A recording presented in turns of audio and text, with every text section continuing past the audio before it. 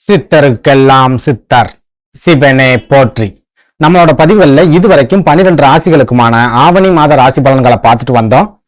இனி வரக்கூடிய பதிவுகள்ல 12 ராசிகளுக்குமான செப்டம்பர் மாத ராசி பலன்களை பார்க்க இருக்கிறோம்.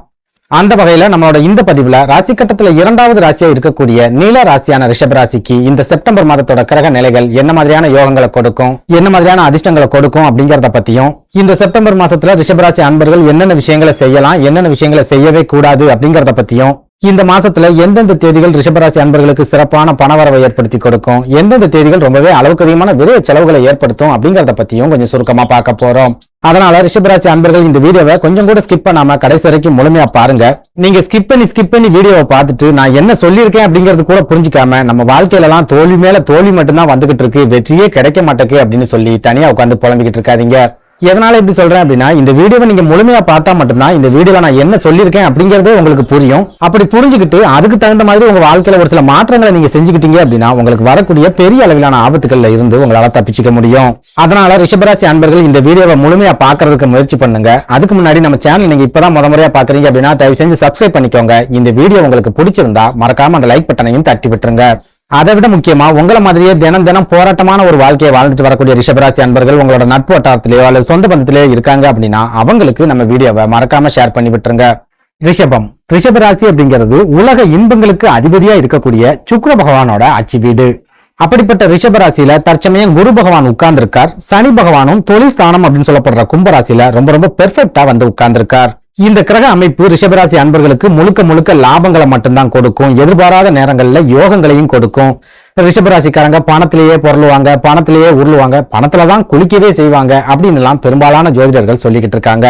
ஆனா உண்மையிலேயே ரிஷபராசி அன்பர்கள் என்ன மாதிரியான ஒரு வாழ்க்கையை வாழ்ந்துட்டு இருக்காங்க அப்படின்னு பார்க்கும்போது இவங்க கடன் நெருக்கடிகள்ல சிக்கி உடல் ஆரோக்கியத்தை தொலைச்சிட்டு ரொம்ப மன வேதனையான ஒரு வாழ்க்கையை தான் வாழ்ந்துட்டு வராங்க அப்படின்னு சொல்லலாம். அதுலயும் முக்கியமா குரு பகவான் ஜென்ம ராசியில இருக்காரு அப்படின்னாலே அந்த ஜாதகருக்கு மன நிம்மதியை கொடுப்பார், தொழில் வளர்ச்சியை கொடுப்பார், நல்ல விதமான பணப்புழக்கத்தை ஏற்படுத்தி கொடுப்பார், திடீர் பண வரவையும் ஏற்படுத்தி கொடுப்பார் அப்படின்னு ஜோதிட நூல்கள்ல சொல்லப்பட்டிருக்கு. ஆனா ரிஷபராசிக்காரங்களுக்கு அந்த மாதிரி எந்த ஒரு பண வரவும் இதுவரைக்கும் கிடைக்கவே இல்லை. எந்த வகையிலையும் இவங்க வாழ்க்கையில முன்னேற்றங்களும் கிடைக்கவே இல்லை. சொந்த தொழில் செய்யறவங்க தொழிலை ரொட்டேஷன் பண்றதுக்கு கூட வழி இல்லாம கடன் வாங்க வேண்டிய ஒரு சூழலுக்கு தள்ளப்பட்டிருக்காங்க. உத்தியோகத்துல இருக்கிற ரிஷபராசி அன்பர்கள் சமீப காலத்துல அதுலயும் முக்கியமா குரு பகவான் ரிஷபராசிக்கு வந்ததுக்கு அப்புறமா தான் வேலை இழப்புகள் அப்படிங்கறதையே சந்திச்சிருக்காங்க. ஒரு சில ரிஷபராசிக்காரங்களுக்கு நடந்து முடிஞ்ச குரு பயிற்சிக்கு அப்புறமா தான் உடல் ஆரோக்கியத்துல பெரிய அளவிலான பாதிப்புகள் அப்படிங்கிறது ஏற்பட ஆரம்பிச்சிருக்கு அப்படின்னு சொல்லலாம். எதனால இந்த முரண்பாடு? ஜென்ம ராசியில இருக்கிற குரு பகவான் எந்த நல்லதையுமே செய்ய மாட்டாரா அப்படின்னு கேட்டீங்கன்னா, பொதுவாவே குரு தான் அமர்ந்திருக்கிற வீட்டை விட பாக்குற வீடுகளுக்கு தான் நல்ல விதமான பலன்களை கொடுப்பார். குரு பார்வைக்கு தான் பவர் அப்படிங்கிறது உண்டு. அதே சமயம் குரு தான் அமர்ந்திருக்கிற வீட்டை பொறுத்து அந்த ஜாதகருக்கு நல்ல விதமான மன வலிமை அப்படிங்கறத கொடுப்பார். எவ்வளவு தோல்விகள் வந்தாலும் சரி அந்த தோல்விகளை தாண்டி நம்ம முன்னேறணும் அப்படிங்கிற ஒரு மனப்பக்குவத்தை குரு பகவான் கொடுப்பார். அதுலயும் முக்கியமா குரு பகவான் உங்களோட ஜென்ம ராசியில இருக்கிறதால உங்களுக்கு நிறைய துணிச்சலை கொடுத்து எந்த ஒரு பிரச்சனையா இருந்தாலும் சரி அந்த பிரச்சனை நம்ம எதிர்த்து போராடணும் அப்படிங்கிற ஒரு மன தைரியத்தையும் உங்களுக்கு கண்டிப்பா கொடுத்திருப்பார். அதே நேரம் நீங்க இதனால் வரைக்கும் சந்திச்சுட்டு வரக்கூடிய பண நெருக்கடிக்கும் கடன் சம்பந்தமான பிரச்சனைகளுக்கும் தொழில் வீழ்ச்சிகளுக்கும் என்ன காரணம் அப்படின்னு பார்த்தா ராகு பகவான் தான் முக்கிய காரணமா இருக்கார். அதாவது தற்சமயம் ராகு பகவான் உங்க ராசிக்கு 11வது வீடான லாபஸ்தானம் அப்படின்னு சொல்லப்படுற கன்னி ராசியில ரொம்ப ஸ்ட்ராங்கா உட்கார்ந்திருக்கார்.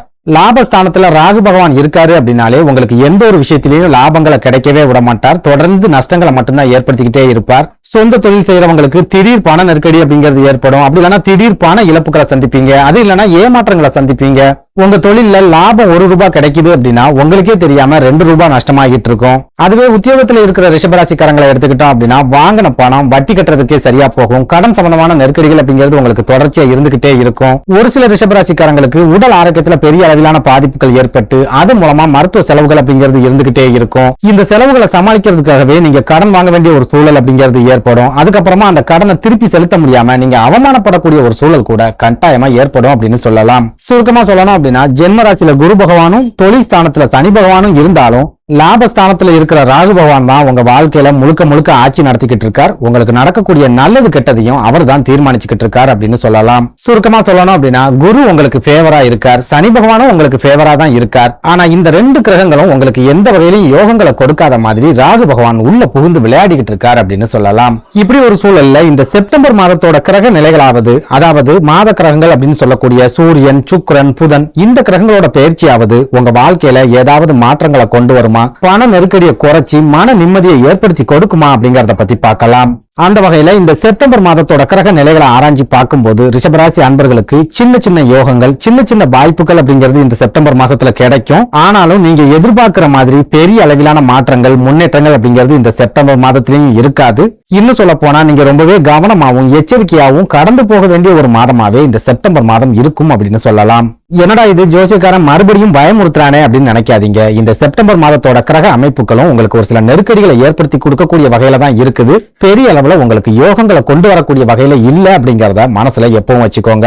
எதனால இப்படி சொல்றேன் அப்படின்னா, ஏற்கனவே உங்க ராசிக்கு 5வது வீடான கன்னி ராசியில கேது பகவான் இருக்கிறதால நிறைய உடல் ஆரோக்கிய பாதிப்புகள் அப்படிங்கறத சந்திச்சுட்டு வரீங்க. குடும்ப வாழ்க்கையில ஏற்கனவே பிரச்சனைகள், போராட்டங்கள் அப்படிங்கிறது இருந்துகிட்டே இருக்கு. பூர்வீக சொத்துக்கள் உங்களுக்கு இருக்குது அப்படின்னா அந்த சொத்துக்கள் மூலமா நிறைய அலைச்சல்களையும் வீண் அவமானங்களையும் சந்திச்சுட்டு வரீங்க. ஒரு சில ரிஷபராசி அன்பர்களுக்கு குழந்தை பாக்கியம் கிடைக்கிறதுல கூட நிறைய தடைகள் அப்படிங்கிறது இருந்துகிட்டு வருது.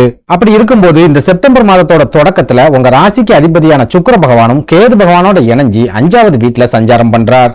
சுக்கிரனும் கேதுவும் நட்பு கிரகங்கள் அப்படிங்கறதால இந்த கிரக சேர்க்கை உங்களுக்கு ஒரு சில வாய்ப்புகள் அப்படிங்கறத உருவாக்கி கொடுக்கும். குழந்தை இல்லாம தவிச்சிட்டு வரக்கூடிய ஒரு சில ரிஷபராசி அன்பர்களுக்கு குழந்தை பாக்கியம் கிடைக்கக்கூடிய வாய்ப்புகளை கூட ஏற்படுத்தி கொடுக்கும். திருமணத்துக்காக காத்திருக்கக்கூடிய ஒரு சில ரிஷபராசி அன்பர்களுக்கு திருமண யோகம் கிடைக்கக்கூடிய வாய்ப்புகளையும் இந்த கிரக சேர்க்கை ஏற்படுத்தி கொடுக்கும். அதே சமயம் உங்க ராசிக்கு 5வது வீடான பூர்வ புண்ணிய ஸ்தானம் அப்படின்னு சொல்லப்படுற ஒரு ஸ்தானத்துல இந்த 2 கிரகங்களும் இணையறதால உங்களோட குடும்ப வாழ்க்கையில கண்டிப்பா பிரச்சனைகள் அப்படிங்கிறது இந்த செப்டம்பர் மாசத்திலையும் இருக்கத்தான் செய்யும். ஒரு சில ரிஷபராசி அன்பர்களுக்கு உங்க வாழ்க்கை துணையோட உடல் ஆரோக்கியத்துல பாதிப்புகள் ஏற்படுறதுக்கு கூட இந்த செப்டம்பர் மாசத்துல அதிக அளவுல வாய்ப்புகள் அப்படிங்கிறது இருக்குது. புரியுற மாதிரி சொல்லணும் அப்படின்னா, சுக்கிரனும் கேதுவும் இணைறாங்க அப்படின்னாலே உங்க வாழ்க்கை துணை மூலமா உங்களுக்கு எந்த வகையான லாபங்களும் கிடைக்காது. அவங்க மூலமா ஒரு சில விரைய செலவுகள் மட்டும்தான் உங்களுக்கு ஏற்படும். ஒரு சில நேரங்கள்ல உங்களோட வாழ்க்கை துணையை நீங்க தற்காலிகமா பிரிஞ்சு வாழக்கூடிய ஒரு சூழலை கூட இந்த கிரக சேர்க்கை ஏற்படுத்தி விட்டுரும். இதனால குடும்ப வாழ்க்கையில நீங்க அமைதியாகவும் நிதானமாகவும் இருக்க வேண்டிய ஒரு காலகட்டமாவே இந்த செப்டம்பர் மாதம் இருக்க போகுது. எந்த ஒரு முக்கியமான முடிவுகளையும் இந்த செப்டம்பர் மாதத்துல எடுக்கவே எடுக்காதீங்க.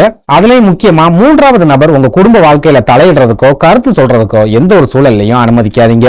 அடுத்ததா பண வரவை எடுத்துக்கிட்டோம் அப்படின்னா, இந்த செப்டம்பர் மாதம் முழுக்கவே செவ்வாய் பகவான் உங்க ராசிக்கு 2வது வீடான பண வரவை குறிக்கக்கூடிய மிதுன ராசியில சஞ்சாரம் பண்ணுவார். ரிஷப ராசியை பொறுத்த வரைக்கும் செவ்வாய் பகவான் விரையாதிபதி அப்படிங்கறதால இந்த செப்டம்பர் மாசத்துல உங்களுக்கு எந்த அளவுல வருமானம் வருதோ அதே அளவுக்கான விரைய செலவுகள் அப்படிங்கறதும் கண்டிப்பா இருக்கும். நீங்க சொந்தமா தொழில் செய்யறவங்களா இருக்கீங்க அப்படின்னா, தொழில உங்களுக்கு கிடைக்கக்கூடிய லாபத்தை விட உங்க கண்ணுக்கு தெரியாம ஆகக்கூடிய செலவுகள் அப்படிங்கிறது 2 மடங்கா இருக்கும்.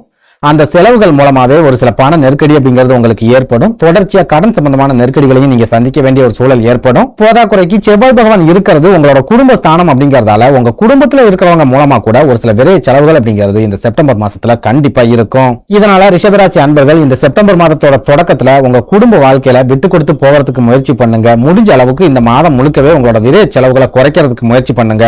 அதுலயும் முக்கியமா இந்த மாதம் முழுக்கவே உங்க நண்பர்கள் கூட சேர்ந்து நீங்க ஊர் சுத்துறது, பொழுதுபோக்கு சம்பந்தமான விஷயங்கள் ஆர்வம் காட்டுறது, இந்த மாதிரியான விஷயங்களை முழுமையா தவிர்த்துடுங்க. வெளியூர் பயணங்கள் போறதுக்கோ அல்லது வெளியூர் சுற்றுலாக்கள் போறதுக்கோ நீங்க திட்டம் போட்டு வச்சிருக்கீங்க அப்படின்னாலும் இந்த செப்டம்பர் மாசத்துல அந்த மாதிரியான திட்டங்களை கொஞ்சம் ஒத்தி வச்சிருங்க. அதுலயும் முக்கியமா ₹1 இருந்தாலும் சரி உங்க கையில இருந்து செலவாகும் போது அந்த பணம் பிரயோஜனமா செலவாகுதா அப்படிங்கறத கண்காணிக்க மறந்துடாதீங்க. சுருக்கமா சொல்லணும் அப்படின்னா, ரிஷபராசிக்காரங்க கடந்த ஆகஸ்ட் மாதத்துல என்ன மாதிரியான நெருக்கடிகளை எல்லாம் சந்திச்சீங்களோ அந்த நெருக்கடிகள் எல்லாமே தொடரக்கூடிய ஒரு மாதமாவே இந்த செப்டம்பர் மாதமும் இருக்க போகுது அப்படின்னு சொல்லலாம். நன்றி, வணக்கம்.